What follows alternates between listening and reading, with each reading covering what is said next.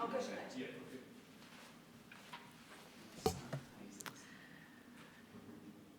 Good morning, everybody, and welcome and thank you very much for joining today's session on industrial biotechnology and how standards and innovation can support it. I'm Sarah Walton. I work for BSI. I'm the sector lead for the agri-food sector, and I'm chairing the panel event today. Some of you will probably be aware that we've had a recent report was published by BSI in conjunction with Innovate UK and the Industrial Biotechnology Leadership Forum, and that focuses on industrial biotechnology and how standards and regulation can help accelerate greenhouse gas emissions reduction. It's called Industrial Biotechnology, a strategic roadmap for standards and regulations, and we'll probably be referencing this quite a lot today, so just to be aware of it, there's a link on our website to this free report at bsi.com. Industrial biotechnology has significant potential to contribute towards reductions in greenhouse gas emissions and towards green growth itself. But it faces some challenges, which could act as some sort of a brake on that progress. It was felt the roadmap was needed to help understand areas with greatest potential, consider the gaps and blockers, and set out strategic roadmap with recommendations on how standards and regulations can play an enabling role. To do this, the report addresses the potential for industrial biotechnology in 5 key industries. Agri-tech is one of them, the biofuels area, fine and specialty chemicals, plastics and textiles. Now, we've got a fantastic panel of speakers with us today, all of whom are heavily engaged in the industrial biotechnology area and sector, and some of whom were very much instrumental in this report, and are ready very much to tell you more about this innovative field and answer some questions that come in. Before we kick off, I just want to introduce everyone so they can just say hello. So let me introduce Paul Bellow, who's the innovation lead for industrial biotechnology at Innovate UK. Say hello, wave or something so we know who you are. Next we have Paul Mines, the chair of the Industrial Biotechnology Leadership Forum, who's going to give us some insights on the quantification of net zero benefits in this area. Thank you, Paul. And we also have with us Mark Bustard, who's the CEO of the Industrial Biotechnology Innovation Centre here in Glasgow, who will be able to be giving us some real-world examples of developing areas within industrial biotech. There's Mark. Morning. Thank you, Mark. And completing our panel, we have Dr. Ian Fotheringham, who's the Managing Director of Ingenza, a company implementing industrial biotechnology with end users in multiple industry sectors, who will also have some interesting examples and case studies to share with us, I'm sure, today, to show how it helps in sustainable manufacturing and the reduction of carbon emissions. Thanks very much, Ian. So after each of our experts has shared information today with you about the topic, we'll be taking questions, some of which came in before the session. We've got if I can just show on the screen, we've got a slide, which is gives you the number. If you could download the Slido app, and the number is, I have to do it, sorry. That's all right. There we go. The number is 797149. So if you send questions into that when you're on the live stream, then we'll be able to take them here in the room, and anyone in the room can ask questions and we will pass the mic around. So anything we can't get to, we'll hopefully be able to deal with after the session today. So let's begin. So Paul Bellow is going to start us off with some context and background to the report and also the ambitions Innovate UK have for industrial biotechnology. Over to you, Paul. You need to press the button. Thank you, Sarah.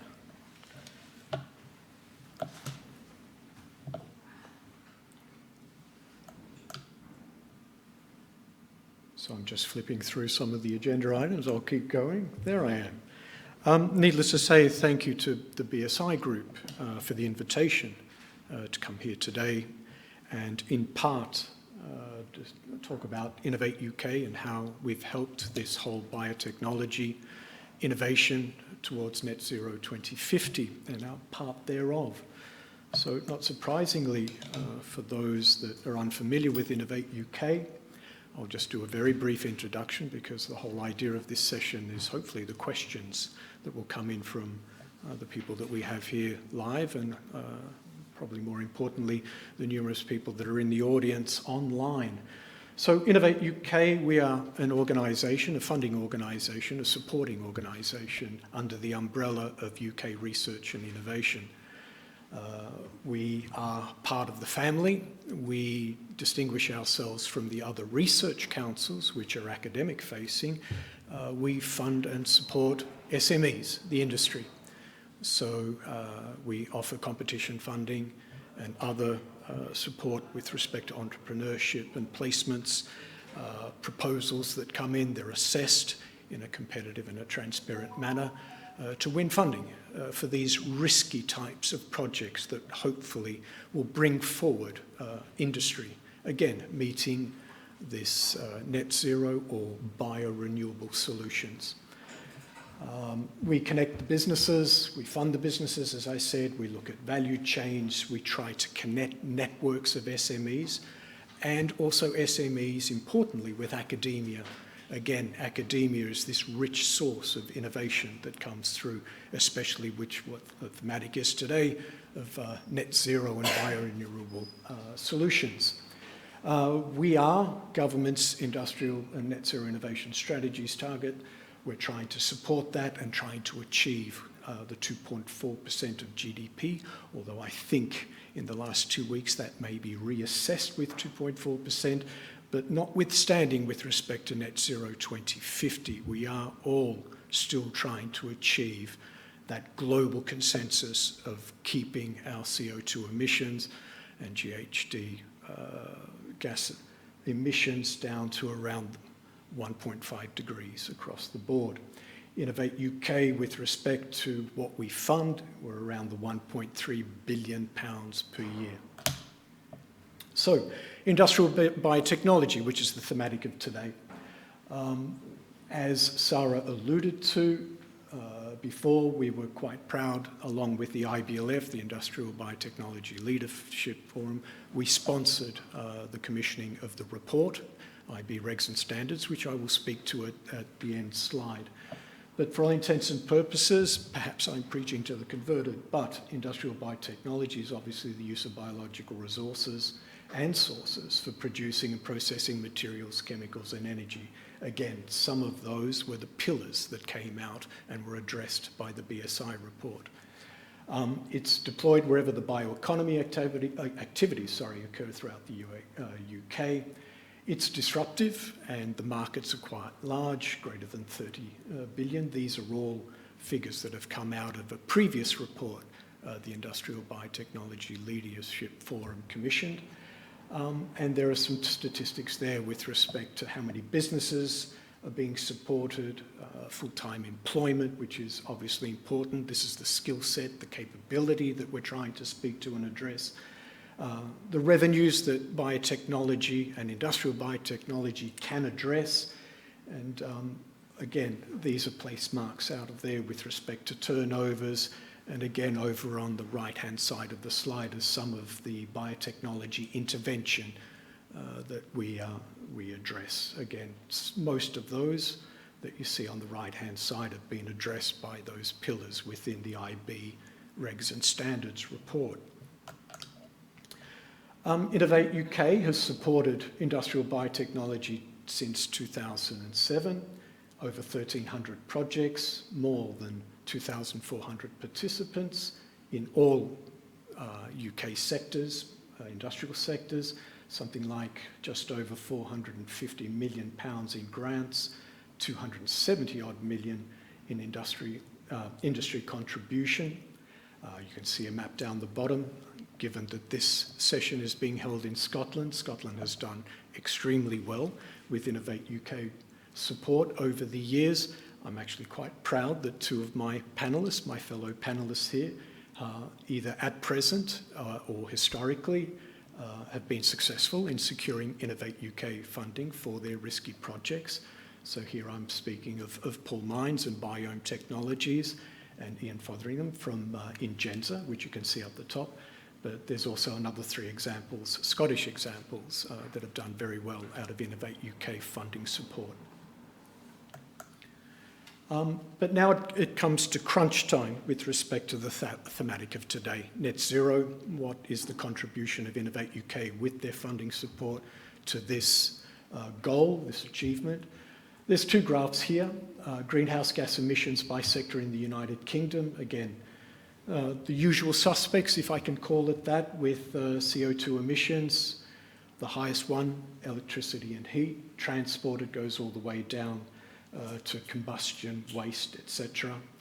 On the right-hand side is production versus consumption-based CO2 emissions. I think this is an important aspect because sometimes, depending on which media that you're referring to, we get caught up with CO2 emissions that are UK-based, but remembering that Innovate UK does rely on supply chains that come from outside of the UK, these importation. That also has a CO2 cost, if you will. The reason I've circled the end of the graph, if you look at that consumption one, the trend is upwards, which can be alarming. So the reason I've underlined credible, what is credible industrial biotechnology, and how can that be an intervention in our, or the UK, in its response to the government's pledge of net zero to 2050. So credible is almost like a journey, and in fact, my fellow panelists and myself are place marks in that journey. Innovate UK, iBioIC with Mark, we sponsor, fund, support the innovation, those bio-renewable solutions that hopefully can be translated in the long term to being adopted by industry and meet these bio-renewable targets in net zero 2050. Other place marks in there are obviously the companies that we support, and as I mentioned before, Ian with Ingenza, Paul with Biotechnologies and their biorenewable solutions. But then the other credibility comes from the BSI report that was published, Regulations and Standards. That's an enabler. That addresses and speaks to what is the landscape for these solutions, these biorenewable solutions, how easily are they adopted, how easily are they scaled up. And again, as Sarah introduced, there are the pillars there. The report actually announces this is what the landscape is. This is how adaptable or adoptable these biorenewable solutions are. These are the barriers. And ultimately, we'd like to think that that report speaks to government, ministers, and other bodies to say the other part of this journey to achieve net zero 2050 and these solutions is incentives and funding and support that maybe ourselves can't provide. So it's a whole package that comes together to deliver what I would call, hopefully, credible bio-renewable solutions towards the government and the world's net zero 2050 aspirations. And I'll leave it there. Thank you. Thanks very much. Sorry, Paul. That's right. You kept saying Ian, and I think I'm afraid it's gone. So next we have Paul Marks to offer some perspectives from the Industrial Biotechnology Leadership Forum.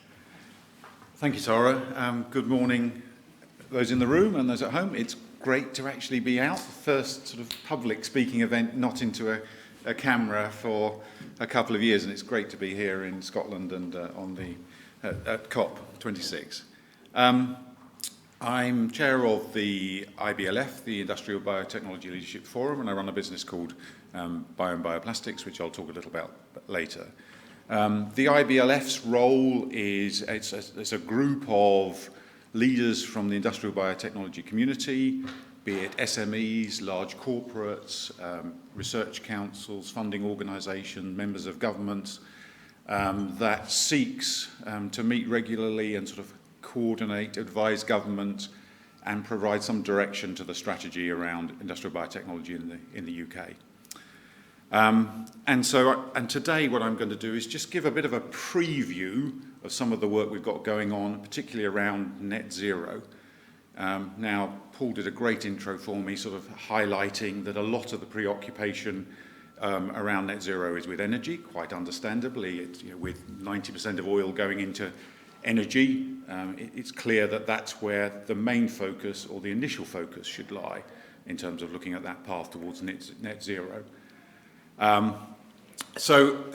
Just to give an overview, what is industrial biotechnology and how do the IBLF see it? Well, at the core of what's going on at the moment, and why is it an interesting space to invest and for companies to put their focus on?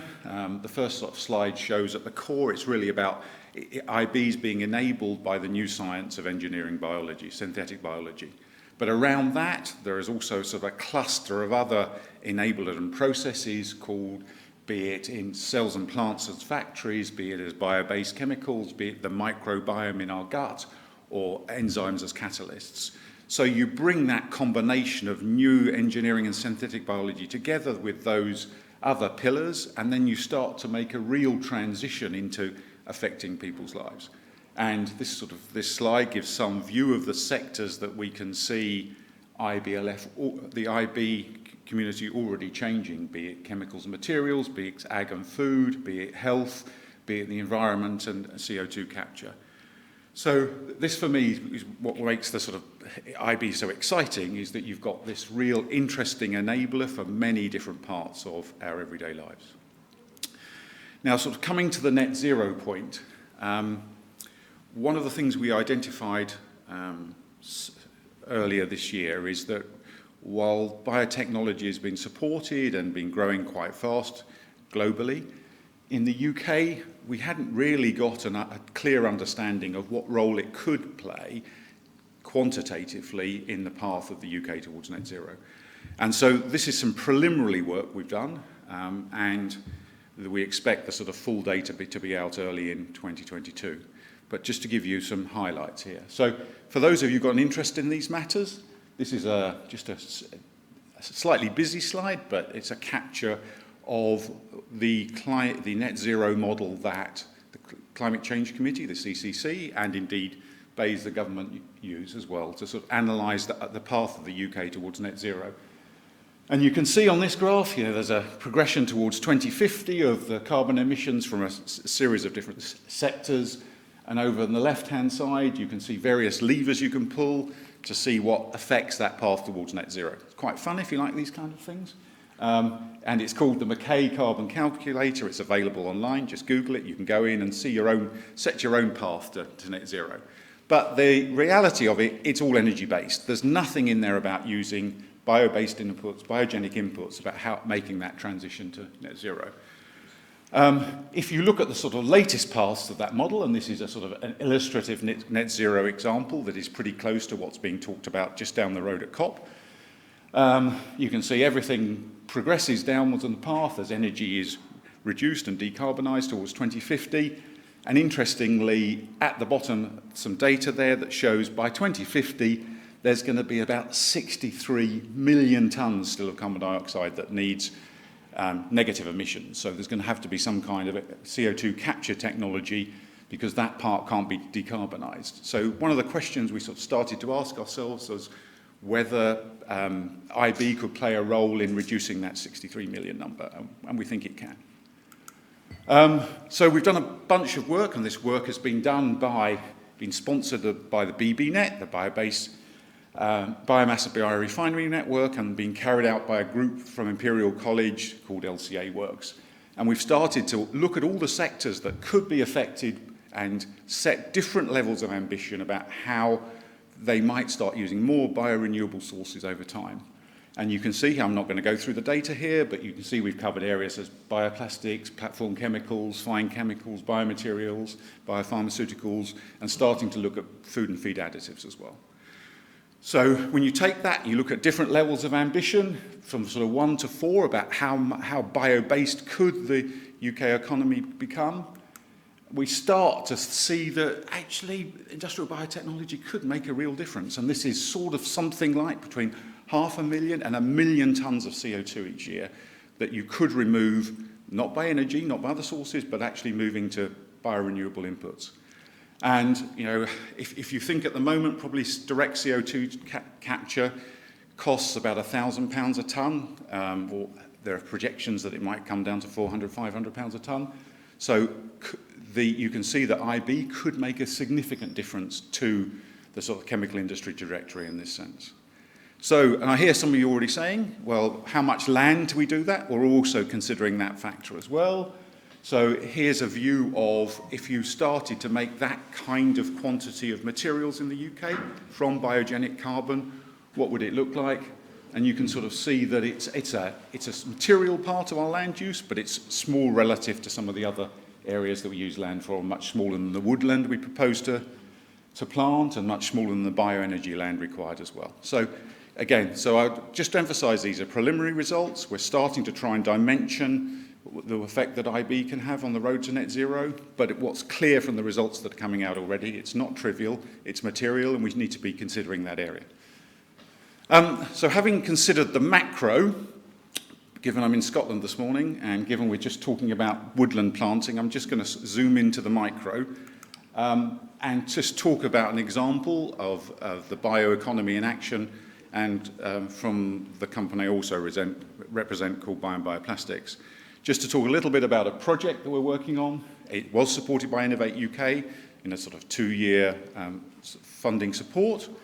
And this is about those plastic tree guards, tree shelters that you see by the side of the road that support the growth of saplings. You'll see millions around the UK. We think there are about 16 million of them used every year. And they're essential for ensuring forestry productivity. And with a sort of 3-fold increase of forestry planting occurring over the next few years, there's going to be a lot more of these tree shelters around. And at the moment, we estimate that something like 2,500 tonnes a year of plastic ends up in the environment as in the form of microplastics, and that's going to triple over the next few years.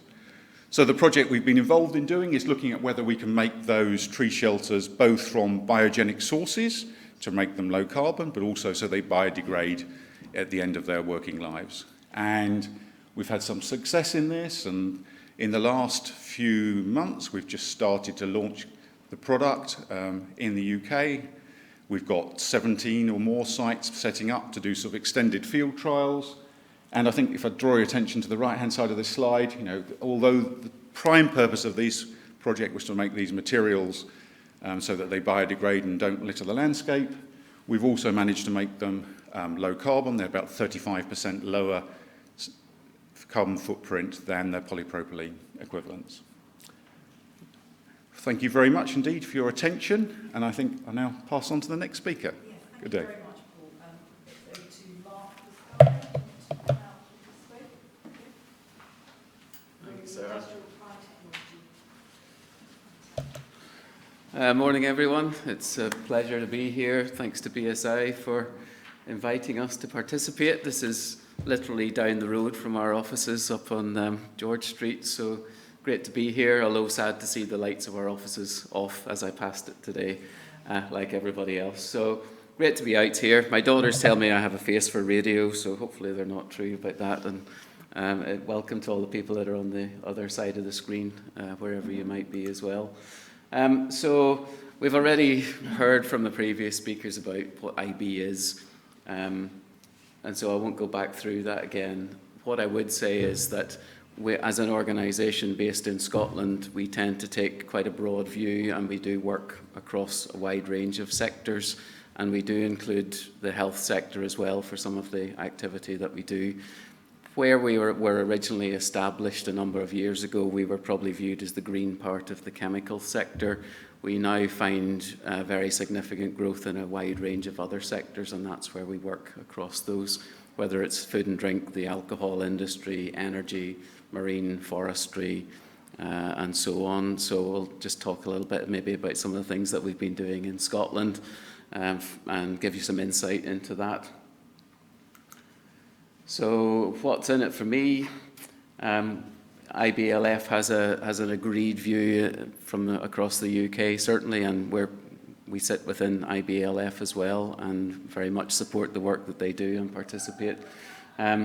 So you can see here there's a wide range of areas. We do actually work with companies that are working in biologics, biopharmaceuticals, vaccines, advanced therapies, all the way through to foods, food additives, and then your more traditional space where IB has played historically.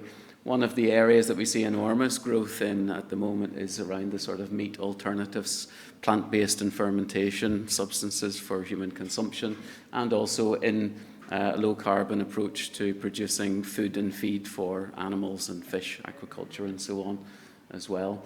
So we tend to view things in two simple ways. We take waste and we add value to that, or we build it from the ground up using platform technologies like engineered biology, which was previously known as synthetic biology, and you build de novo what molecule and what process you want from that.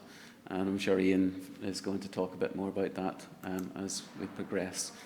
So who are iBioIC? Well, we're one of 7 innovation centres funded in Scotland to support the translation of academic research into commercialisation, but also to drive activity the other way, which is to improve business engagement with academic resources. And I'll talk a little bit about the scale of that as we go through. We support the innovation journey with expertise, with the network, with activities that maybe are around investor relationships, something that we're passionate about at the minute. But we also are very knowledgeable in terms of public sector funding and know our way around the research landscape and the funding landscape, so we can assist organisations with that journey as well. The other part of our focus is around workforce of the future, because it's critical for the UK and Scotland in particular as we think about a just transition to reduce our reliance on petrochemicals. Where is that workforce going? Where are those resources going? We can't just turn it off overnight. So this is a journey that we're on, but we need to be ready whenever the transition starts to come to bear. We do work in that triangle, certainly between academia, business and government. And I would say certainly our engagement with Scottish Government shows an appetite to support bioeconomy. And we certainly see a very supportive environment within Scotland to drive the growth of the bioeconomy here. We're the main vehicle that delivers Scotland's national plan for industrial biotechnology. So again, having the foresight to put a strategy in place some years ago. We had some targets, certainly to try and get company turnover to 900 million and the number of companies active in industrial biotechnology to 200 by 2025. And I'm really pleased to say that when we look at the year-end 2019 figures, we're already at nearly 750 million turnover in the company base, and we have over 130 member organisations, and we're just doing a refresh of the national plan that will be published in 2022, and clearly we will need to review what we sensibly believe the targets are moving forward, and our appetite to really drive the uptake of bio-based production in Scotland. I tend to look at things quite simplistically in that for me, IB is the application of biotechnology at scale, and can it actually be scaled and make an impact. So research is one thing, translation is another through to demonstrator, but then we are all passionate about actually manufacturing and making material, and so our view is that there is a great opportunity to grow new supply chains within Scotland, particularly because of the natural resources available to us. And we've done quite a lot of work mapping out where those resources sit alongside our partners in Zero Waste Scotland. And so there is an opportunity, I believe, to really grow a strong bio-based industry within Scotland. So we work across the scale, so we work with academics and businesses, as I mentioned, but also within that business demographic, a very significant number are startups and SMEs, so very much in the early stage of their journey or moving into high growth. But equally, we work with the large multinationals, helping them to horizon scan, access academic expertise and research knowledge and infrastructure as appropriate. We've funded nearly 100 collaborative projects between business and academia, and we've supported, I think, 56 companies with our co-funding. So we basically, we will co-fund innovation projects, and we will co-fund those to 20K if the company matches the 20K for feasibilities, but we will co-fund all the way through to 100K co-funding for the larger scale projects. So we're very happy to hear from organisations interested in collaborating. I mentioned the workforce of the future. We work with a number of the higher education establishments in and across Scotland, and I think we've had projects with every university, but we also work with the N8 universities across the north of England on a number of projects, those such as University of Manchester and so on. And under iBioIC, we have a cohort of over 100 PhD collaborative projects at the moment. And we also support a master's programme that works across the institutions in Scotland but is held at Strathclyde University. And they're very attractive to industry because we give them a lot of industry-focused training as they go through, and also they have their placements out in industry. So a very strong workforce in development, but we have to acknowledge that if we're going to grow a cluster and a manufacturing sector in bio-based industry in Scotland and across the UK, we need not just, it's not going to be done on the back of PhD students. So we are developing a range of different skill sets that industry requires to successfully transition. And that includes apprenticeships, HNDs, and degree students, so it's not all about the PhD focus. And so we're very happy to be working in partnership with a whole range of organisations on that. We're very much about collaboration, not competition. And this is all about how we really drive the growth of the bioeconomy to benefit the country. So my details are there. I'll be very happy to take any comments, and I look forward to any questions that comes forward, and I'll hand over to our next speaker. Thank you. Thanks very much, Mark. Ian, over to you now. So perhaps you can share some more of your perspectives on this area. Yeah, thank you very much, Sarah, and for BSI for the invitation to participate today. I only have a couple of slides. Second one hopefully will build. And it's really just to take you through a number of examples of applications of industrial biotechnology where our company Ingenza has been directly involved. So we have experience of where it can be applied, how it can be applied, but also some of the key constraints that are upon industries that are looking to adopt industrial biotechnology. And I will say that before I talk about the various applications, I've been involved in really what could be defined as industrial biotechnology for about 35 years. It wasn't always called that. It started out as plain old genetic engineering, but there has always been a focus upon trying to translate exciting academic discoveries and research into viable, first of all, feasible, and then viable industrial processes. And the same three questions come up all the time from end users and those that are looking to implement industrial biotech, whether it's for carbon capture and utilization, or whether it's for applications in fuels and chemicals, materials, as the topics that Sarah mentioned earlier. And that is, what is the cost, what's the timeline, and what's the chance of success, i.e. the risk. And so the journey for industrial biotech is about trying to bring predictability to each of those critical factors. And I'll try to show you some examples where companies like Ingenza that are providers engage with the end users and the potential end users to try to mitigate each of those concerns in order to drive adoption. And I think this is very, very critical to where we stand right now as we try to promote sustainable technologies to replace either fossil-based feedstocks or wasteful processes, or to capture CO2 wherever that might be possible. You know, I lecture to students every year, and I tell them that the first 2 years of my PhD 30 years ago could be done with an email now. And it's just an illustration of the way the technology is moving so quickly. So it's not necessarily new, but it's much more powerful year on year as it is informed by bioinformatics, by automation, by computing, And so predictability is getting there, but there's work to be done.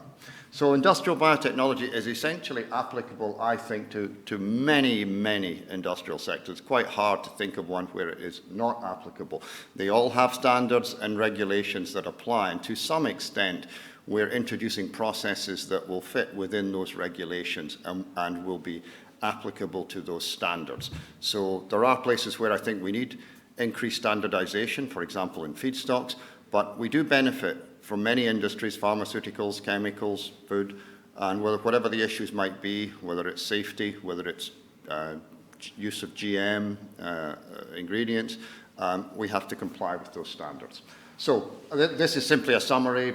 Novel biocatalysts, enzymes have many applications to replace chemical catalysts and increase efficiency and reduce waste. It can impact food productivity. To some extent, you know, I know we're here at COP, we're talking about carbon, but we're also talking about equitable global access and fairness across the world. So there are issues where we can provide equitable healthcare, and I'll show one example where that can relate to vaccine applications. And obviously carbon capture and utilization and sustainable liquid fuels. So let me just progress through these to try to give you a feel for what I think are some of the key aspects that we must really acknowledge and embrace. These are all programs that Ingenza is involved in, so we know them quite intimately. I've minimized the technical detail here, really to try and get the concepts across. First one is durable plastic from sugar feedstock, the replacement of petrochemical feedstocks that have been used for many decades to make durable plastic. And in this case, I'm talking about Perspex. So Ingenza works with Mitsubishi Chemical, both in the UK and in Japan, to replace fossil feedstocks with biofeedstock to make large volume, durable polymer. And one of the key aspects of that collaboration, which has gone on for many years now, which illustrates the complexity and the commitment that is needed, is both the commitment from all parties, the end user company, the technology provider, the IB company, and the academic partners who also input important discoveries and contributions to that program. And it's very important that we talk to each other and we understand the end user need. We understand the process engineering at scale that will be required. There is no point developing a process that works beautifully in 1 litre that will never see the light of day in a manufacturing facility. So it's understanding that continuity and communication between the parties involved that is critical in an example like that. Another illustration of this is that novel biocatalysts are applicable in many different sectors. So we haven't particularly touched on pharmaceutical, but they have been applied for many years. And I think the pharmaceutical industry has been able to adopt biocatalysis and industrial biotechnology more rapidly than many other sectors. So there's a different perception there. We're making medicines, and there's a need and an urgency to develop those. So it has sort of pushed forward where I think other sectors remain somewhat cautious and to some extent risk averse in implementing this technology. But biocatalysts can play many different roles. They can eliminate many steps of chemistry on occasions. They can eliminate protection, deprotection steps that are effectively due to the lack of selectivity of chemistry, whereas enzymes are exquisitely selective in their catalytic action. So this is an example of where a colorimetric reaction, you can see those red dots on a plate. Those colored are individual microbial colonies. The ones that are most red are the ones that are most effective. And one of the key aspects of this that I think is quite a simple example is that this process in one occasion had to be operated in an environment where it was about 40 or 45 degrees C in the plant. And that's because it was in a location that was very warm in the summer.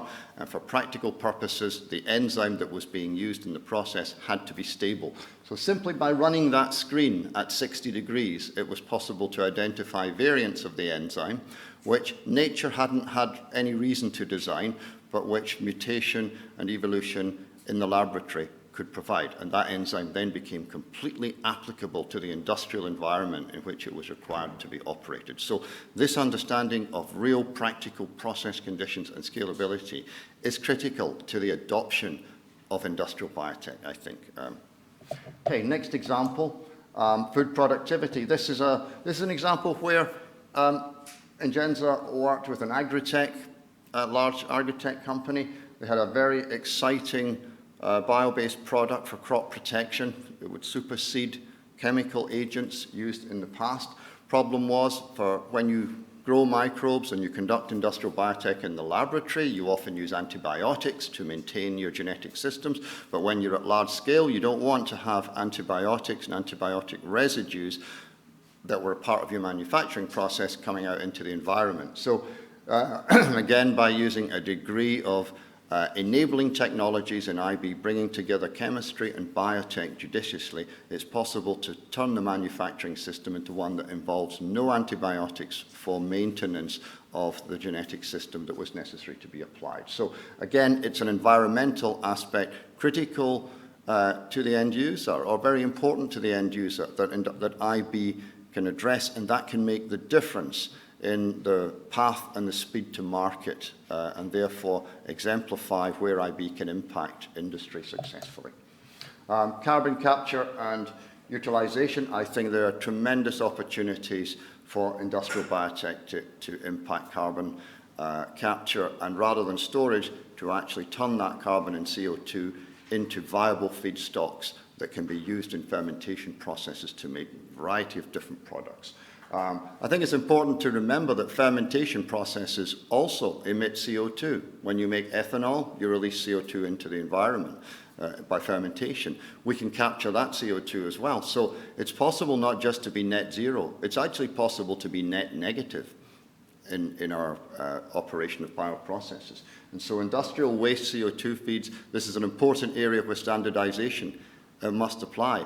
That CO2 can be variously contaminated depending on its source of emission. It's important to standardize that if we're going to be able to develop systems that can be adapted successfully across the industry. Okay, I mentioned equitable global healthcare. We haven't talked about medicines and vaccines particularly in this session, but it's equally applicable with industrial biotechnology. I think it's possible, and Ingenza is involved with Oxford University and the Centre for Process Innovation in a program to develop next generation vaccines that have the potential to be lower cost than any used today and are stable at room temperature, don't need a cold chain, promoting and helping global access to important healthcare. And finally, I mentioned ethanol, sustainable liquid fuels. So it's possible bioethanol manufacture can actually be quite an inefficient process. There's a lot of feedstock that is left over unutilized. There are processing steps necessary for the feedstocks that are used. It's possible to engineer the yeast to avoid many of those waste aspects of the process and improve the overall productivity. Again, you have to listen to the end user. You have to work with them. You have to know their constraints. No good asking them to install large amounts of capital to exemplify and illustrate the benefit of the IB, because they're unlikely to do it. You must show them the value of this and with a path forward, a commercial path that makes sense. So I've tried to touch on a number of the aspects of scalability, of end user perception, of risk, of cost, of timeline, and overcoming the practicalities, because I think those are critical to our whole initiative. I would just point out, Paul mentioned Innovate UK funding and BioIC funding. That kind of funding catalyzes the dialogue and the interaction between academic discoveries, true innovation, which is a translation of those discoveries to practical reality by IB companies and providers, and the critical end users that will eventually be implementing those, those manufacturing processes. So I think that kind of funding to mitigate risk and to drive adoption, absolutely critical. Keep doing it, please. Thank you. Thank you very much. That's really interesting. I think everyone agree those examples were great. Plenty of thoughts have come up during those presentations. So before we get to questions from the audience, it would be great to sort of open a discussion. So we need to use the microphone, apparently. Can you turn it on? Yeah. Is it on? Yeah, it's on. Thank you very much. So yes, so thanks again for all of those really interesting presentations. I think now we'd like to sort of open up a wider discussion with all of you before we get to questions that I know have been coming in from the audience. And so first of all, I was wondering, what do all of you think are the greatest opportunities to reduce carbon dioxide and greenhouse gases in industrial biotechnology? Where do you think those are? Over to Paul to start, perhaps. You need that. Yes, sorry. Thank you, Sarah. Yes? Okay. Never too sure if the microphone's on. It's an interesting question, and there's probably a number of exemplars that I could offer as what I said in my slide said would be a credible intervention of industrial biotechnologies for a biorenewable solution. Probably the one that jumps to mind, and it might be because Ian's last slide and last example was this whole idea of biofuels, ethanol or otherwise. And I'm mindful of the net zero report that was published on October the 19th by Bayes and government, and that sustainable aviation fuels were certainly highlighted and mentioned in that report, and also in the R&D accompanying report there. So I think that is a credible avenue, again, with all these strands and all these pieces that need to be put into the journey, as Mark alluded to, and that I tried to mention. So I thank my panelists for adding granularity and depth to that journey that we all contribute to. So the message here is, if one example of sustainable aviation fuels at scale to meet, yes, Boris Johnson's Jet Zero initiative, that needs to be teased out. Again, Paul and IBLF are looking to understand the techno-economic and the socio-economic, meaning infrastructure, capex, resources, so we can address that and we can build the case for it. So will, as an example, sustainable aviation fuels be one credible exemplar of where industrial biotechnology intervenes and reduces and addresses this whole net zero? I'd have to say yes. Well, I'm going to sidestep the question, actually, because I don't think, I think we're past the tipping point on climate change, and so looking for, while it's tempting to look at what's the biggest single opportunity, and it may be jet fuel, actually I think we're now at the point where we have to look at every opportunity and examine them all and work on them all, because if we are to get to net zero by 2050, we can't. We have to look at all those different options, and we have to get on with it now. And I think IB has a role to play right across energy, materials, food, and we have to get on with it, frankly.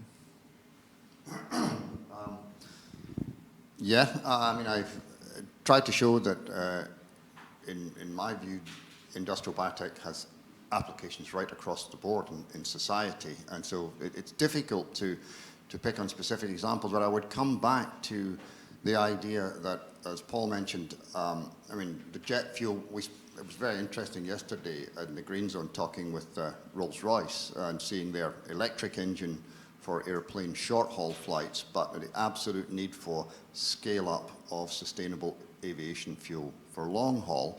And it comes back to the point of large-scale fermentation. I think if large-scale fermentation is going to be one way to produce this kind of liquid fuels in the future, then we've got to consider the carbon emission from fermentation as well. And I think there are absolutely credible opportunities to engineer the microbes that are producing that CO2 alongside the energy-bearing molecules in order to, instead of emitting CO2, to rechannel that carbon back into product. So there are ways to take these very large opportunities and very large volume products and actually make them potentially net negative in their operation. So I think that has to be one of the examples. And of course, it's very difficult It will take time, it will take commitment and investment to do that, but the biochemistry and the kinetics absolutely support its potential to do this. So I think we have to be bold in our ability to address tough challenges for enormous payoffs like that. I think I would agree with everything that's been said, and I would just add, I guess, a note that there are other countries that have embraced using bio-based solutions much earlier than the UK has. Looking to the Netherlands, Germany, France, the Nordics, and so on. And we all are passionate, and we all understand that we need to implement that as much as possible. So I think there are a number of particular areas that are a focus, the likes of fuels, polymers, obviously a massive market as well. And with the new technology, which does actually exist as world-leading science in the UK and engineered biology and other spaces, it should be brought to bear. We should really drive that hard, but the scale is important. So I'll go back to this aspect of great science is great science, but how do we make impactful solutions? And it's the scale, it's that ability to get to manufacturing. And thinking about that scale, what sort of support is really already available, and what sort of support do you think is going to be required in terms of government, industry networks, associations, think people that can help to help this scale to happen? Can I pass it along to whoever wants to start? Oh, right, I'll start then. I think it's a landscape that's evolving quite quickly, and we've heard from sort of two of the funders, Innovate UK and IBIOC in the UK. And I think at the early TRL levels, there's a sort of, through UKRI, the sort of research councils, these funding organisations, there's good funding out there to start projects off and get them moving. I think as you sort of, as companies begin to sort of adopt the technology, we're seeing the sort of venture capitalists starting to look at this sector. And I was talking to one earlier this week, talking about the sort of a wall of North American money starting to sort of look outside North America and start to look into Europe, looking, as the sort of world is waking up to this sort of the crisis of net zero, the commercial people are seeking out those commercial opportunities. So I think there's a sort of it's yet to evolve, but it's starting to come, that sort of venture capital seeking out the sort of opportunities in this space. And then sort of at the other end of the scale, in the sort of public markets, the stock markets, you can start to see investors making decisions around environmental, ESG investments around this space as well. And I think that as the corporates start to grow, we'll see public investment coming into this space as well, and that's starting to emerge. That those kind of questions are starting to be asked. So I think that support infrastructure is there and emerging in the UK, and will make a difference to many of the ideas and technologies that my colleagues have talked about today. I would add to that, one of the points that I made in some of the examples, most of the examples that I've shown where we've applied industrial biotechnology, that has involved collaboration between an end user, manufacturer, a technology provider in Genza, and the research base, universities, where specific pieces of technology have required translation to augment the industrial bioprocess to make it more efficient or more viable, have it see the light of day. That kind of collaboration is very difficult to put together. There sometimes is a perception that if a large company is involved, they should just pay for everything. It's absolutely wrong. It takes an enormous amount of decision-making and time and commitment and resource planning within any organization to make a commitment to test a new technology, particularly where feasibility hasn't yet been truly demonstrated. So I think the role for innovation funding over the years, and Paul has mentioned examples where we have accessed that, has been critical to de-risk that for everybody in the initial phases, particularly the end user who eventually may be required to put in significant investment to change a manufacturing process, establishing feasibility and a path to viability for adoption of industrial biotechnology is absolutely critical. There are some organizations who have it within their culture and their ethos that they're just going to do it and they push ahead. But there are many other people who are excited and interested in how IB can impact their business, whether it's in waste abatement, whether it's CO2 abatement, whether it's just new functionality or lower manufacturing costs, but they're hesitant and they're cautious because of the risks. So that sort of pump priming funding, I think, is going to be absolutely critical to de-risk adoption and encourage people to not put toe in the water, but to jump into the swimming pool. I was just going to comment, Paul captured, I think, very well about the investor appetite, and it is growing in terms of green portfolios. We're seeing now, things like pension funds where, their members are demanding, not asking anymore, but demanding that there's a proportion of investment in green technology. And so there is a greater opportunity. I think the challenge that all of our companies face in this space is it is capital intense when you start to do scale up and think about manufacturing. So there are two simple routes, if you like. One is you outsource that and you don't take on the manufacturing yourself, or you do take on the manufacturing yourself, and that comes with a significant capital hit. I think what we're hearing from around the world is that capacity is now starting to be constrained for IB outsourced manufacturing, because so many countries and so many researchers and companies are now trying to switch and are now trialing material and processes, material manufacture and processing and so on. And so we are coming fairly soon, I think, to a capacity constraint. And it was something that was evident in the cusp when antibodies were the big thing, and they were 8 out of the 10 blockbusters are antibodies for pharmaceuticals. And all of a sudden there was an explosion of molecules and processes needing to be made and run, and then manufacturing had to come after that. So I think we need to be cautious, I think, in terms of we need to be looking far ahead, but equally we need investors who have an appetite in capital investment for the longer term return. We're very used in the UK to quite short-term returns for the investors, or even angels, for small bits of money. What we're really looking for are investors that will come in and pump the capital investment in to enable the companies to do the manufacturing here, rather than have to go to Holland or go to Norway or wherever. So for me, that's the critical bit, is making that, growing that appetite. And maybe it is down to all of us to educate those investors. We've certainly had many more conversations with investors about the opportunity.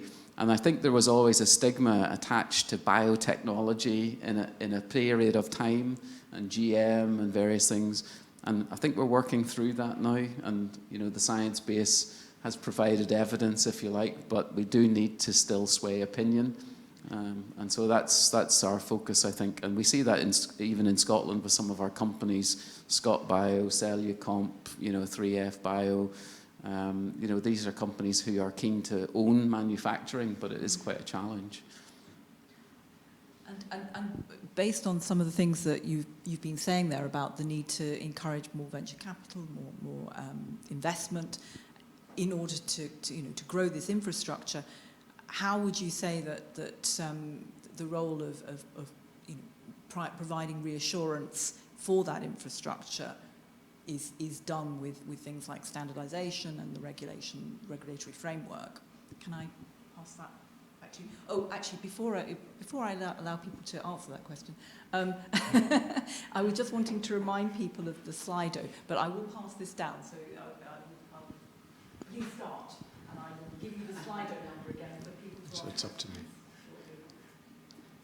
So I was almost thankful that I was the last one to answer the previous question, because I could just say I have nothing more to add to my fellow panelists. And in a way, this next question is very much a follow-on. And again, it addresses this transitional journey of, can I say, lab side to bedside, if we're talking pharmaceuticals, biopharmaceuticals, or factory side, if we're talking about fuels, chemicals, polymers, etc.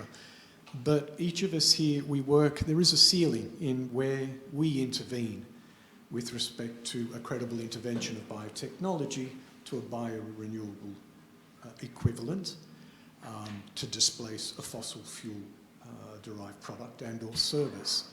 So the other pieces with respect to standards and regulations has already been touched on. That specification, if you like, for that biorenewable equivalent needs to be met. Is it an adoption of something that exists or an adaptation to something new? Because these are new emerging technologies, and some specifications that are 40 years old may not be applicable. But the whole spectrum of everything that we've discussed is, again, as I think I said at the end of my talk, is to speak to government.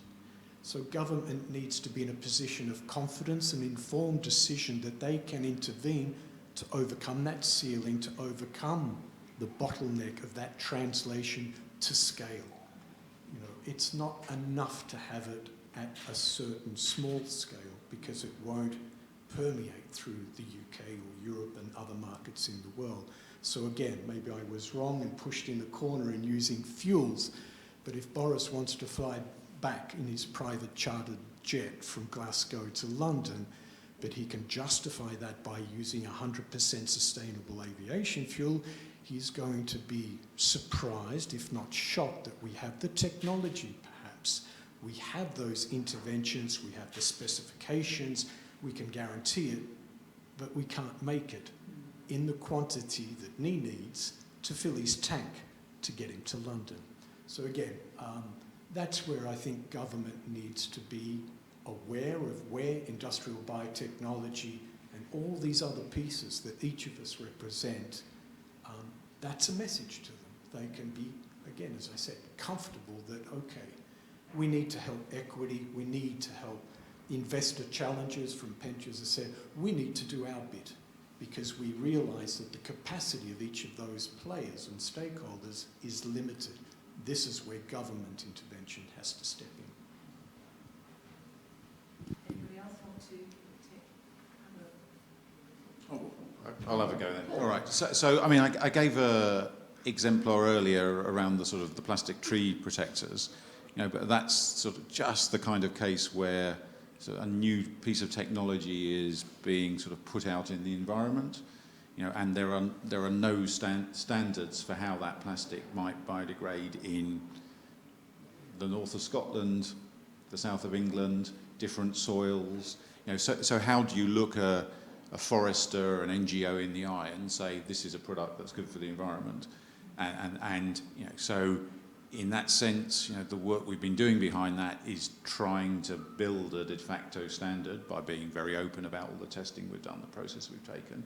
But you know, I think that's just one example where, you know, over the next few years, as biotechnology is scaled, there'll be many of those examples, and be it in alternative meats that have been, you know, engineered, or be it in plastics, or be it in fuels, where the sort of the standards are going to be important to how quickly they fit into existing supply chains. You know, so I think there is that those standards will need to be responsive and fast, but also give the kind of assurance to the public, to NGOs, to investors that what being done is appropriate as well. Ian, I interrupted you. No, you didn't. I just had one comment. I mean, it's related to the renewable transportation fuel objective that has supported the introduction of sustainable fuels to replace a component of petrochemical fuels. I think similar policy objectives don't seem to exist for chemicals, and I think these kind of incentives for manufacturers to produce sustainable chemicals, polymers, whatever the product may be, are going to be important to drive the adoption further. I was going to maybe throw in a different example where maybe if more attention to standards and regulation had been paid, we would have been able to capitalise further. So within the Scottish Government, there were no standards for harvesting wild-type seaweed, basically. And because that was not in place, there was no standard for harvest, there was no regulation around that. It gave an opportunity for people to perhaps have a more negative view about the companies who were harvesting the seaweed in the west coast of Scotland and around the islands and so on. And ultimately what came about from that was that the Scottish Government took a stance around not allowing the harvest of wild type kelp and seaweed and macroalgae and so on. But actually, had we looked at other countries and best practice and what is in place in regulation, the likes of the Nordics and Iceland all have a large seaweed-based industry, and it's all regulated. So there is regulation in place about how you harvest, what you're allowed to harvest when. And I would use that as an example of what can go wrong when we don't think about the standardisation and the regulation. And on the back of that, we've seen companies go elsewhere to do that work where they would have been very natural indigenous companies within Scotland because of the ability to access the coastline and so on. So I would just say, we do need to have the foresight to think about if we are going to commercialise the bio-based production based on renewable resources from the environment, that we do need to think hard about the requirements for regulation and standardisation. And based on what you were saying there about sharing information from other countries and what they've been doing, where do you think collaboration is needed most at the moment in this space? I won't necessarily, who would like to try that one first? Anybody? Mark. I just answered the last one. It is interesting. I think, we've, as an organisation, we've built relationships with countries that we feel are leaders in growing the bioeconomy. So looking at best practice in the Nordics, whether it's forestry or marine, green policy, if you like. Holland and Germany, France also, But the thing which is interesting is within those countries, the bio-based industries sits alongside the other more traditional industries. It's just seen as part of the ecosystem and is a very natural thing and is in growth, where maybe some of the other more long-standing industries are starting to go into decline.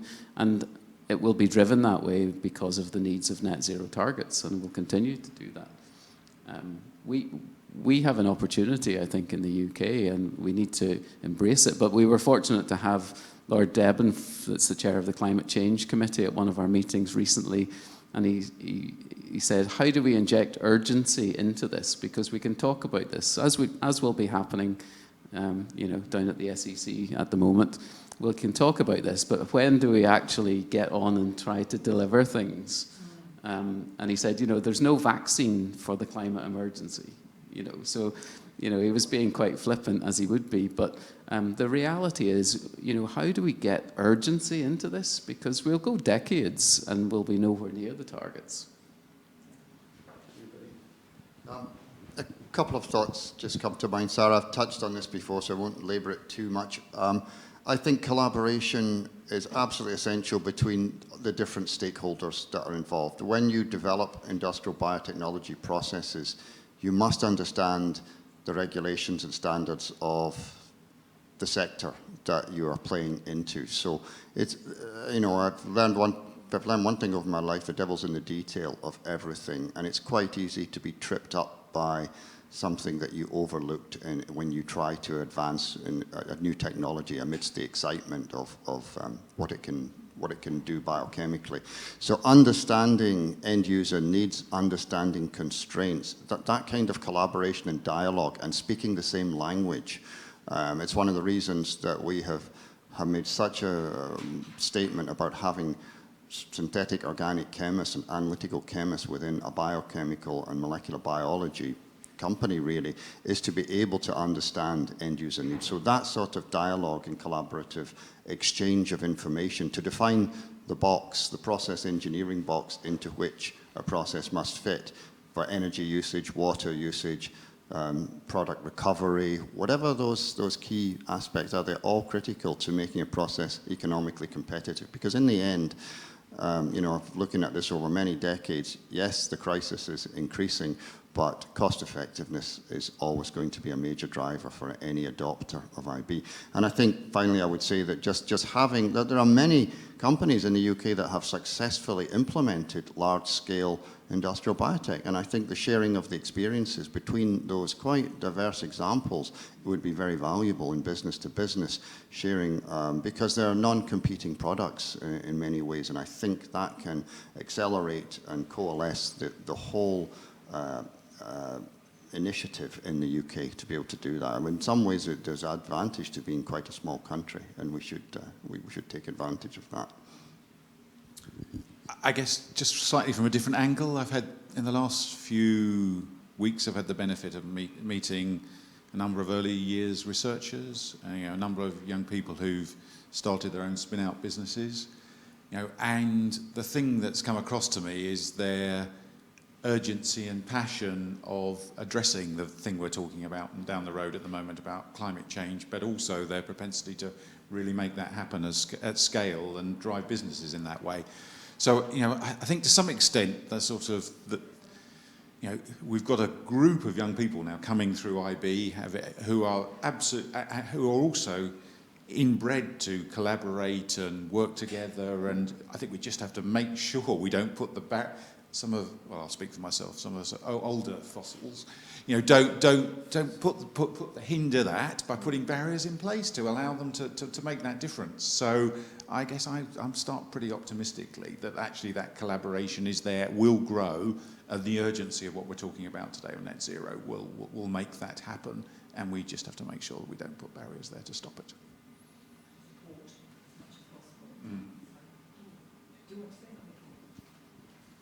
No, I'm tempted to pick up on Paul just saying that he's fossil, so does that mean we have to replace him with something else? But anyway. Some might say that. I hope not. I guess I wouldn't want to think in a blinkered sense with respect to collaboration that it has to just reside within the UK. Remember, there is the horizon outside of the UK, and I use that word specifically because there is the European opportunity, the rest of the world opportunity that opens up doors to technology advancement, other markets, other regulations and standards, as Mark was speaking to. And horizon in the sense of the transition that we've just made with respect to Horizon 2020 to Horizon Europe. And that's a €95 billion funding scheme to support collaboration of UK stakeholders with European and rest of the world counterparts. So it opens up the doors, whether it's skill set based and the transfer of technology.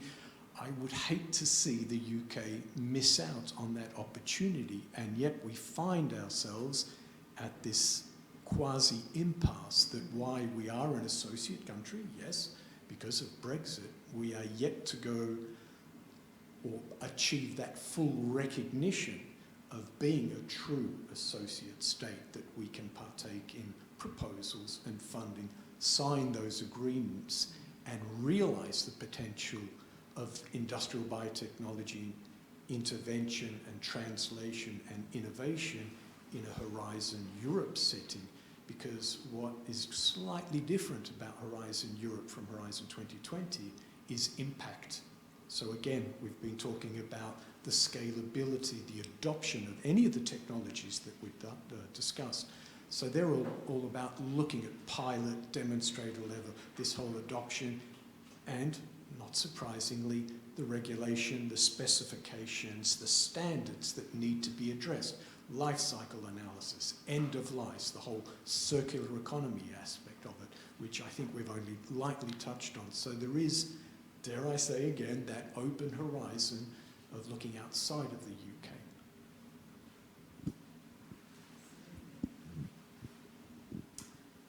Thanks very much. It's really interesting. I just wanted to remind people about questions.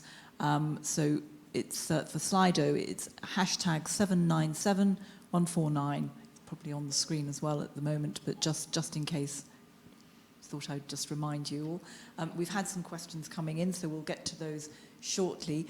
I just wanted to pick up on something that Paul was saying about younger people and their sense of urgency and how they are very much engaging in this space and coming up with new ideas and starting things off, and the support that that needs to be offered to them, via the sort of infrastructure that we've just been discussing here, is I think probably going to be vital. I should imagine you agree.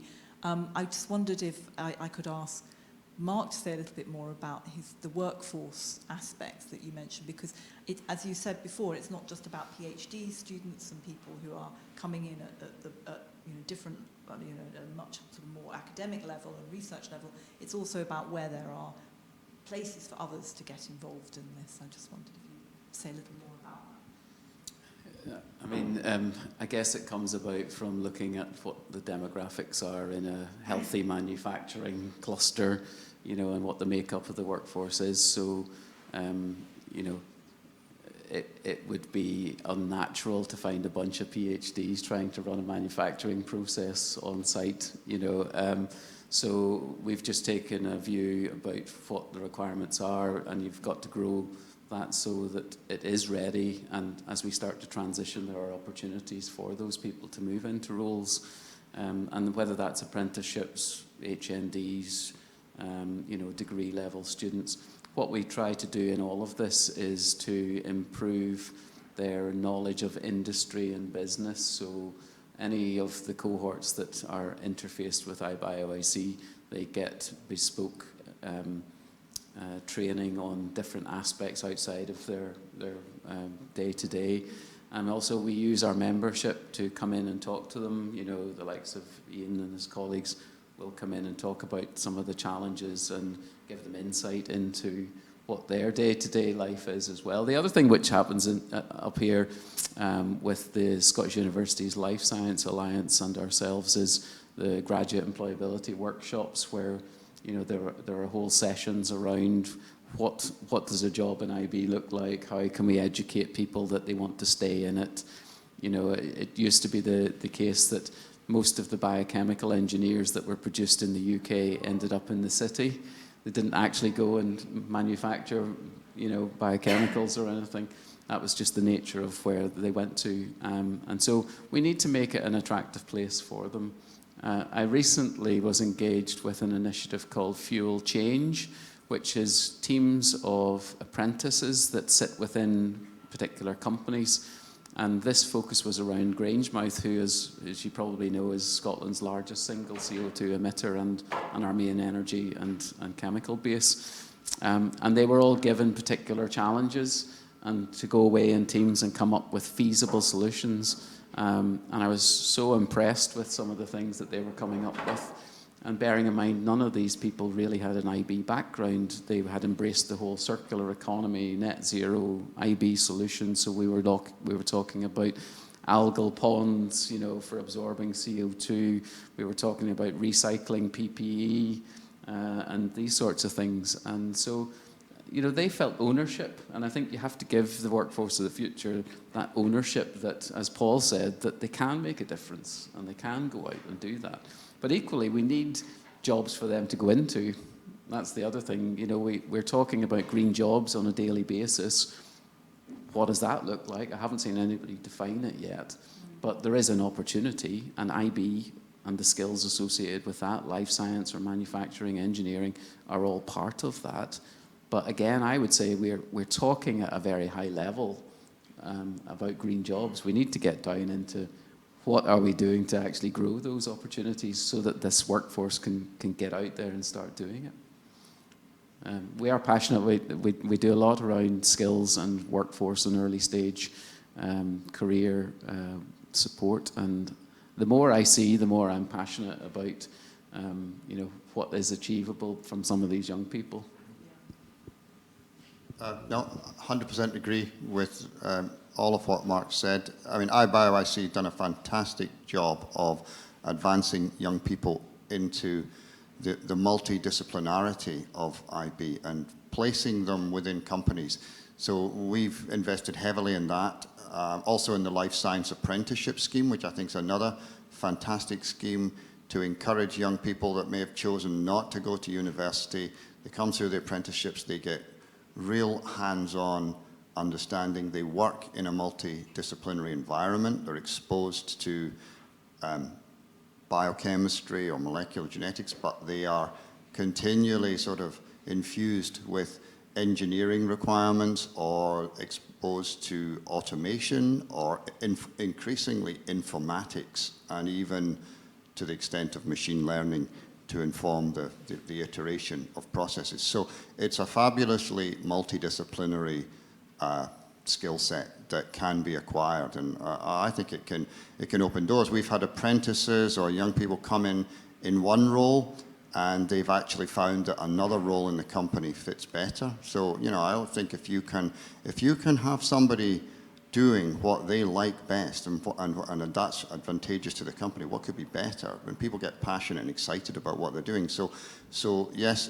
there's been a number of initiatives with universities over the years to increase the multidisciplinarity aspects of training courses. When I did it, you just studied molecular biology or biochemistry. I think now there's increasingly chemistry, informatics coming into these courses, and it's equipping people very well to be versatile. And I think, in an uncertain world as well, that equips you extremely well for changes in careers that you might decide to make. So yeah, I think the skills aspect is absolutely critical, and I think some of these organizations are doing a brilliant job to equip young people, and it's an exciting field, and it's only going to grow.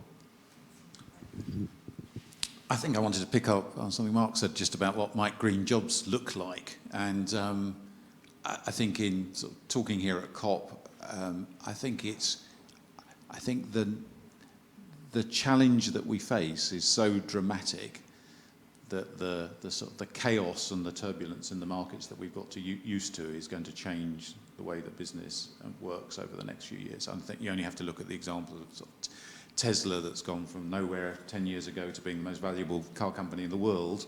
I think that kind of change is going to hit every sector. So I think for young people starting employment now and looking for jobs, and older people as well, when that choice is, do you join a sort of a large corporate or do you join a sort of smaller entrepreneurial company? I think it's a difficult challenge, because I think many of those large corporates are going to be quite challenged in their business models. Now, some of them will adapt and some of them survive, but some of them will need prodding by the smaller SMEs and the innovators to make that adaptation. So I think the complexion of jobs is going to change over the next few years as that disruption hits so many different sectors of the kind of IB we've been speaking about today.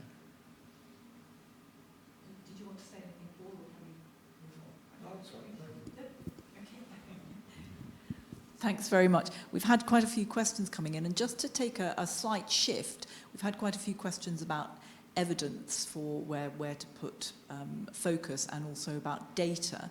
And one question is, how do we ensure that we make the right data-driven choices?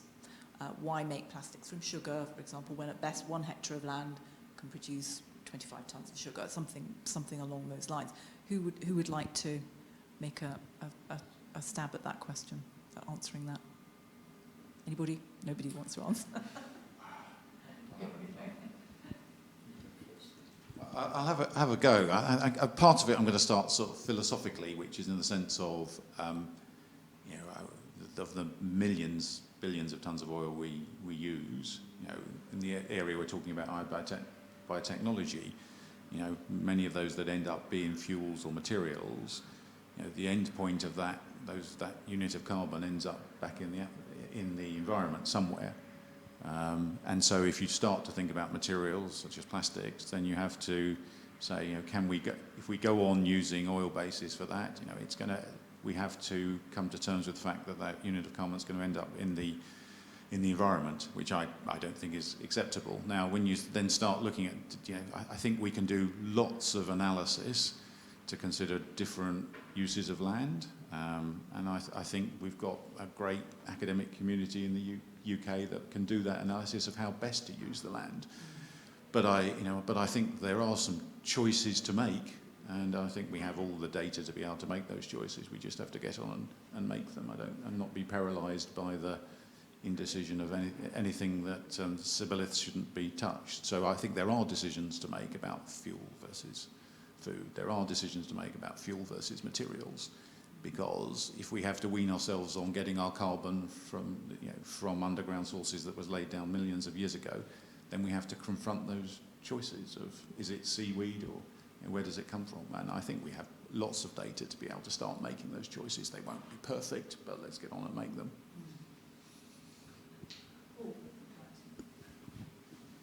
It's an interesting question and also very timely, because I can remember earlier this year government put out a consultation on biomass, which is essentially what we're talking about, bio-renewable resource and stocks.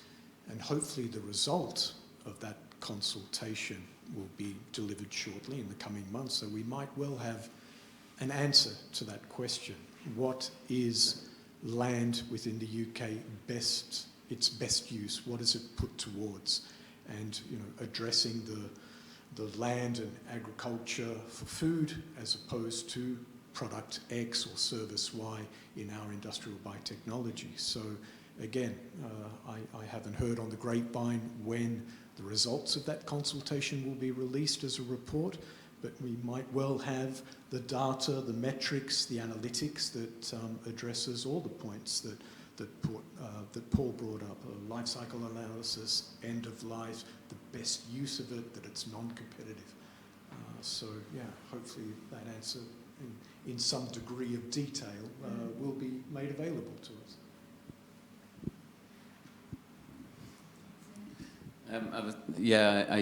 We've been involved with some of the consultations. I think what we've got to do is decouple bioenergy from biomass utilisation. I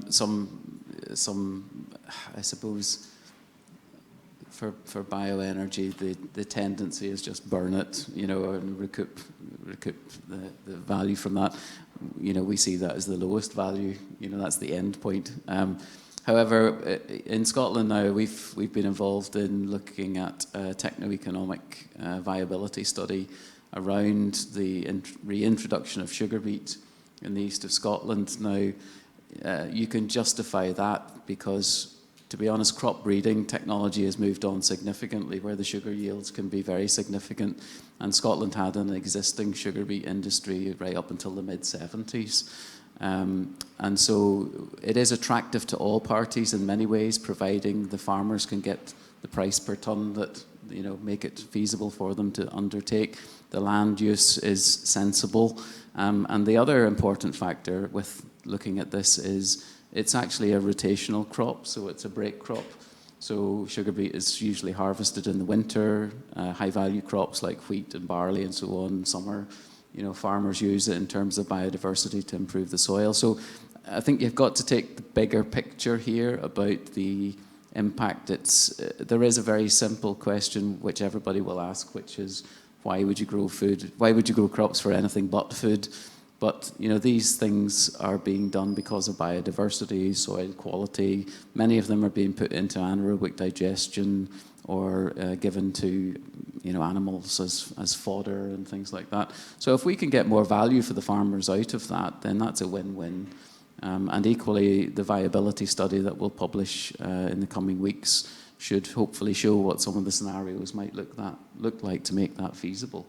Then, of course, you run into the question of what we talked about earlier, which is where is the infrastructure and the biorefining capability to actually process that. And so that's another conversation that we're having at the minute. However, if you were to look at the infrastructure that exists in, for example, Grangemouth, there are existing or potentially pivotal facilities that could be used for some of that. And with the workforce that's being produced with knowledge and IB, then we'd like to think that that could well be a viable option. So I won't say any more than that, but we will certainly publish the findings of the study in the next few weeks. That sounds really interesting. I was just going to say, you were mentioning there about all of the sort of the food aspects. This is a food crop essentially being used in a different way, and we've had some questions in about the view of the public perhaps of industrial biotechnology, and you talked earlier about education and how we need to talk more about what's to be done here. Do you have any thoughts yourselves about the ways in which this could work, how we could do more education about the view of the public on industrial biotechnology? Who would like to go first? I'll pass the mic. I would just comment that the communication of this is critical to avoid uncertainty and anxiety, because it is a new technology, and I find that 100 scientific publications or 1,000 scientific publications validating the safety of something can be overcome by one headline in the Daily Mail, and so it's really important. And having worked in the past for a large organisation that was such a focus of public vitriol in the UK about frankenfoods and things like that, and looking at it from the scientific perspective of the company, everything looked perfectly safe, but the communication job was not the best. So it's absolutely critical, and it comes back, I think, to something that I've always found, is that in pharmaceuticals there's really little, if any, concern over the use of genetically modified organisms. It's contained use, and it's for healthcare benefits that it seems that have absolute public acceptance of the viability to do that if it provides medicines for people fast and more effectively, and to address unmet disease conditions. But we have to try to achieve a point where there is public acceptance and confidence that there's responsibility and standards and regulations that exist and are absolutely rigorous across every industry in this country will apply similarly to the use of industrial biotechnology, whether it's GM or non-GM. So I think the communication message is critical. We have to get out there, and it comes back to the messaging to youngsters as well in coming through education, that this is a viable technology. It is required in many cases to actually address massive problems that we have with climate change, but that it will come hand in hand with all the necessary safety and regulatory requirements in order to make it acceptable. From the Innovate UK side, I mean, it's absolutely critical, as Ian said, and I think industrial biotechnology, I wouldn't consider it new. It's been around for quite some time, but it's instilling that what this technology can do in a credible sense. Are we getting that message across? I mean, we, for various, in our day-to-day business as usual aspects, we try to lobby ministers and government to try and get them to understand what is industrial biotechnology, what it can do. But then, we've got our live audience here. We've got 300 people online. You've had 5 presentations on industrial biotechnology. What's the communication been there? We talked about aggressive, passionate young people that in this audience I can see, and I'm thinking, okay, so have we communicated where industrial biotechnology is a credible intervention, as in the plastics in the shampoos that you use at home or the detergents that you use to wash your clothes? Is it the fuel that you can run your car in if it's a hybrid or otherwise? These are the applications we're talking about, over and above as what Ian mentioned with respect to vaccines and therapeutic treatments through antibodies. So if I had Greta Thunberg in the audience, at the end of this piece, this panelist discussion on industrial biotechnology, would she say blah, blah, blah? Or would she go away and say, okay, I have a better understanding of where and what industrial biotechnology is, whether it's a career choice or whether it's an industrial choice, that I want to be part of that. I think I can make a difference and maybe I can make a change. Sometimes, it can be rhetoric, but again, the communication is difficult. We try to do our best. We're sometimes blinkered because, yes, this is our field, this is our area, this is what we live day to day. We can see easily where the application of IB can place, but we need to communicate it out there. And obviously out there being the users, the consumers that are demanding, as Mark said, they want bio-renewable solutions, they want to make a difference, they want to intervene in net zero 2050, they want to reduce our carbon footprint. So we'll tackle the lobbyists, but we also need the input from those aggressive, passionate young people as well. I think these two have covered it.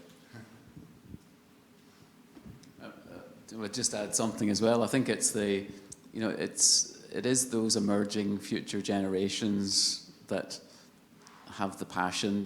I say to my kids, I was a child of the 70s, so I grew up on man-made polymers and polythene bags and horrible things, that we later learned were not really good, So when I look at children nowadays, they take their reusable bottles, they want to know where things come from, they have a view, and I think the education is coming through, so I am very hopeful of that. We do things like Ambassadors in Science, where we actually send out a lot of our students to talk to younger people, because they don't want to listen to people like me in a suit and a tie and whatever. They want to hear it from the people that are actually doing it and why it's exciting and why they want their career to go that way. So there are good ways to do that. I think when we've spoken to ministers or spoken to government officials, when you break it down into really simple terms, they get it. And I think we just need to be much better at getting right to the nub. We can't afford to do nothing. We do contribute to net zero. We can contribute more. The science is there. Everybody will talk about the wonders of what happened with the COVID vaccine, which was superb and impressive. That is the sort of science we're talking about, but we're applying it across a range of different sectors. And so can we get the general public passionate in the same way that it was about vaccines and about, various other things? So that's all of our responsibilities to do that. But we do try and keep the communication as simple as we can.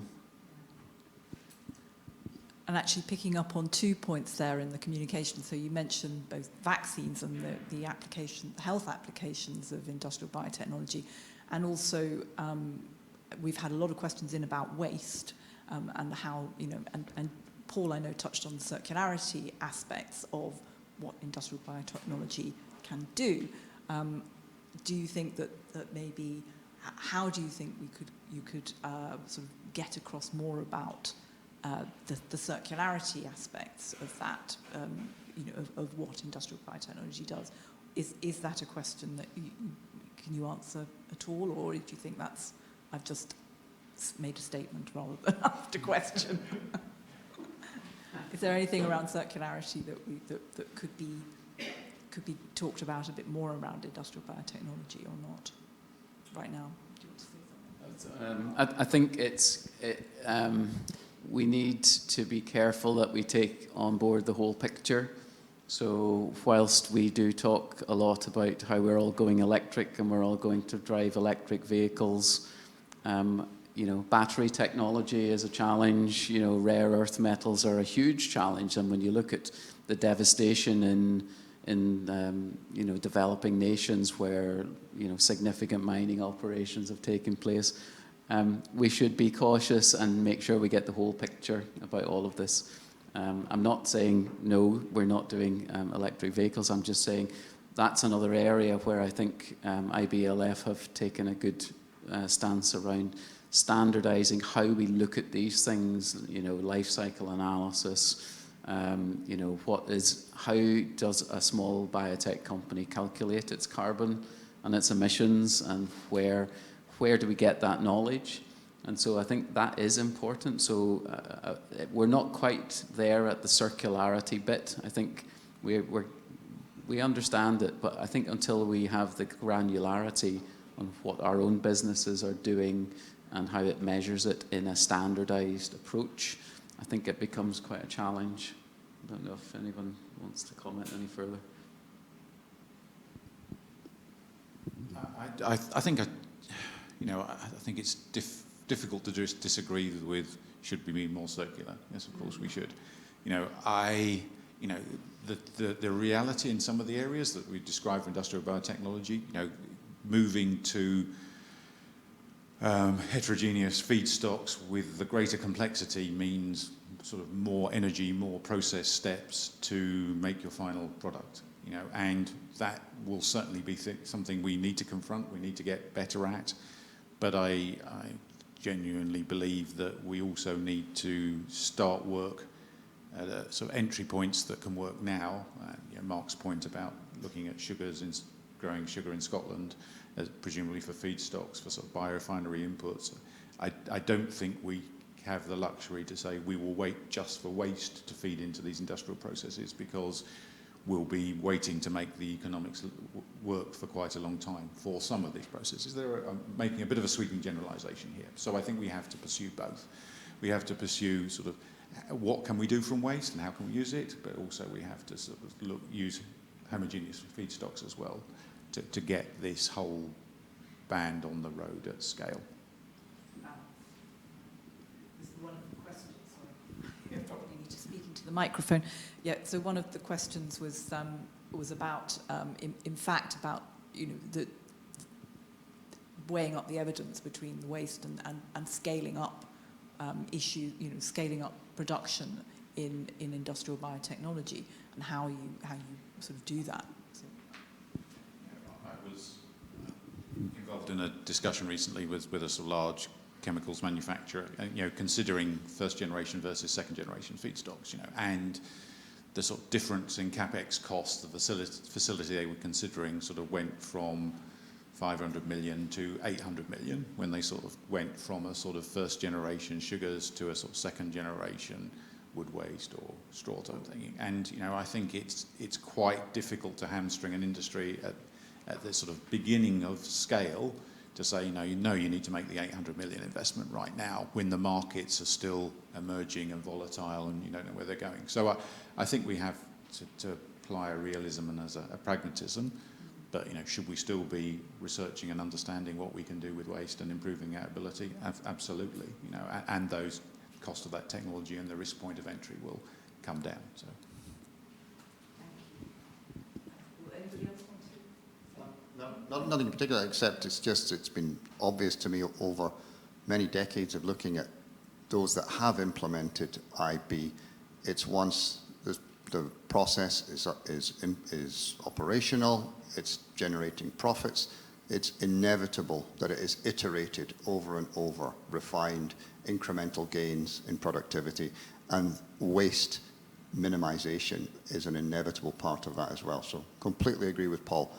Let people get started. Let the process see the light of day. The progress towards the optimized eventual second, third, fourth generation process requires the initial profitability and viability of what you're doing. Anybody else? Okay, thank you. So I think unless there are any questions from any of the audience in the room, we've got some other questions that have come in, and I think we've asked most of those. One question that was asked was, reflecting back on the agri-tech area, was ensuring that industrial biotechnology goes hand in hand with regenerative agriculture. What are your thoughts on that? Does anyone want to say anything particularly, or is it just, yes, that sounds like a good thing? I think Mark's point on the sugar beet. The sugar beet, yeah, because we talked a lot about the biodiversity. Thank you. So just to draw the discussion and the questions to a bit more of a conclusion here, what would you say, given the sort of wide-ranging things that we've discussed here? We talked about health and we talked about sugar beet and waste and circularity, and the issue around what it is that industry, what is the blocker that industry might have, or what, obviously not just one, what are the blockers that there are for industry, and how can they be supported? What would you do first, in each of you? Just to really put you on the spot here, if I kind of go around and say, what is it that each of you would think, what would I do now if I could go out and I have, all the money in the world and I can just wave a wand and make some change in this area in order to really see it advance in the UK particularly?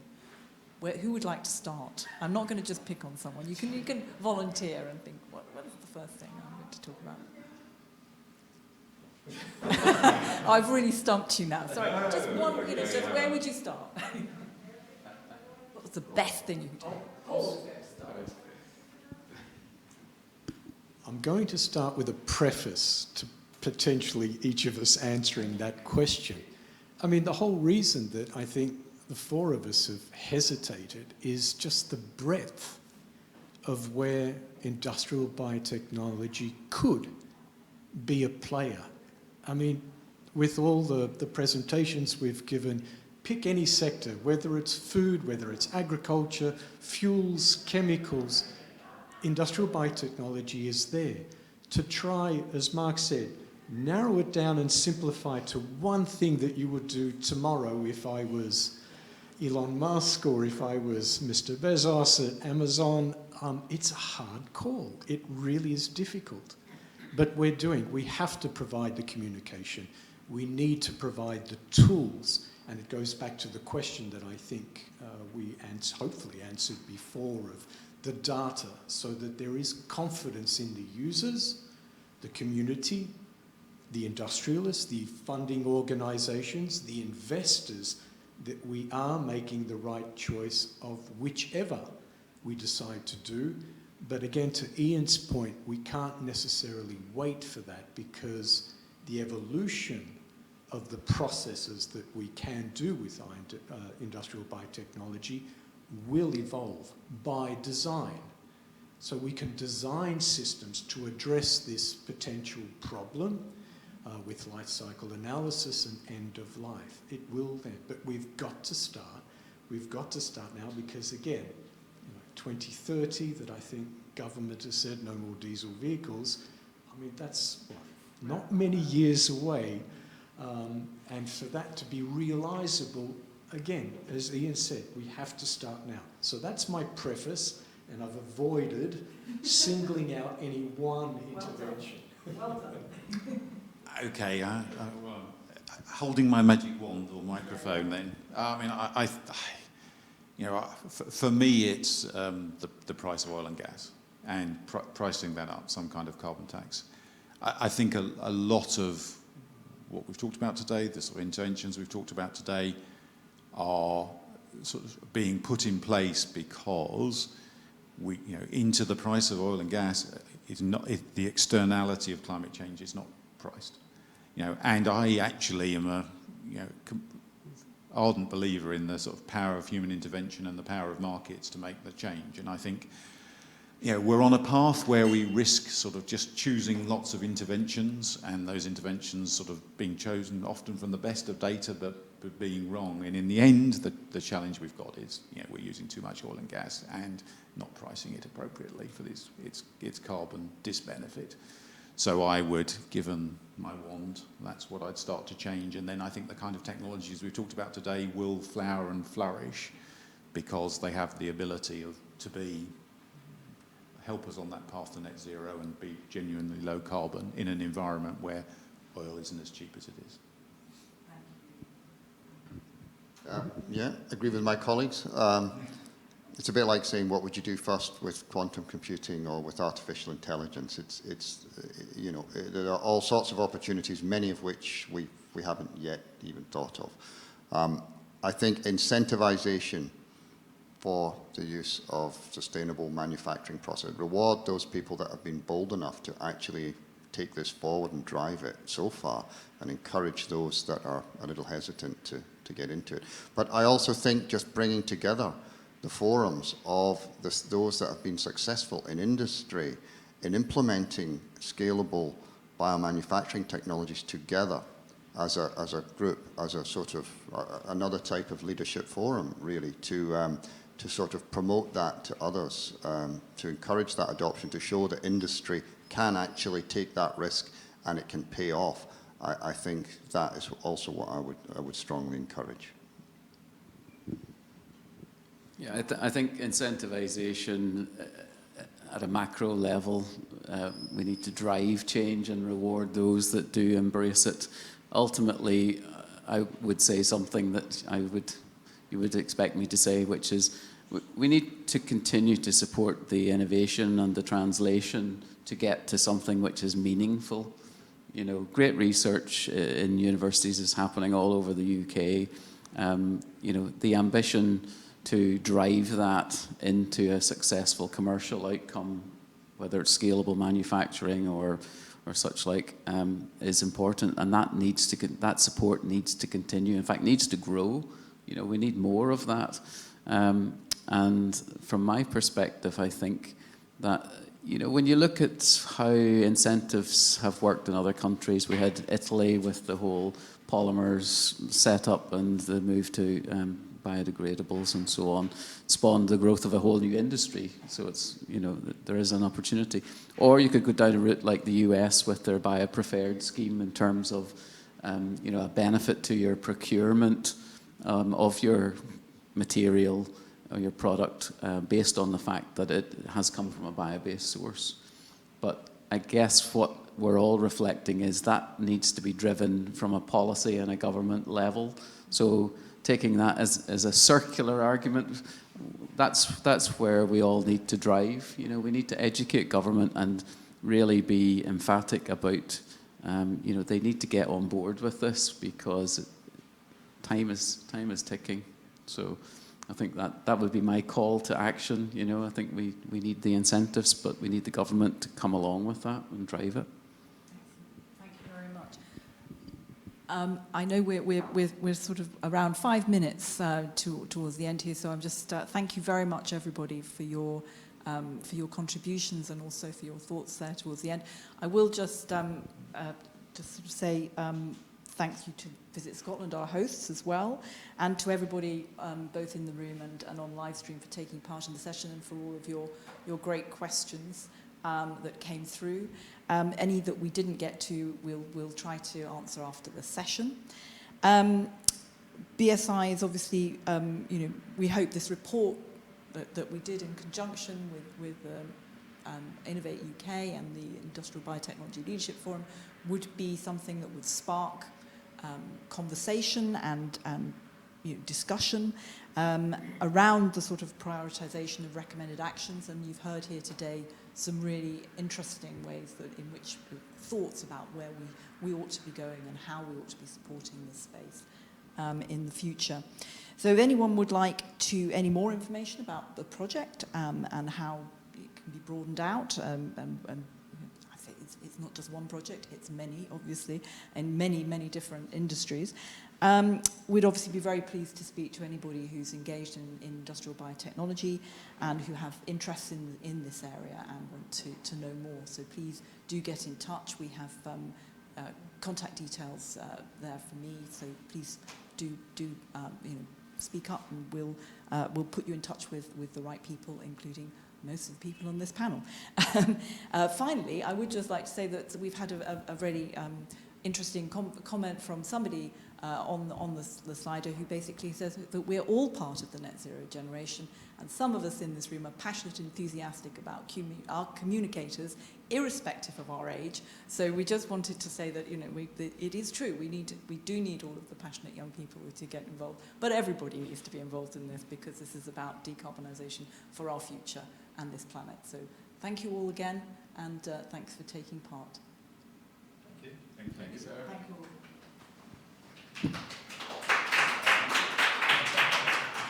get 5 minutes to have break that I was going to give you all in the middle, but I didn't.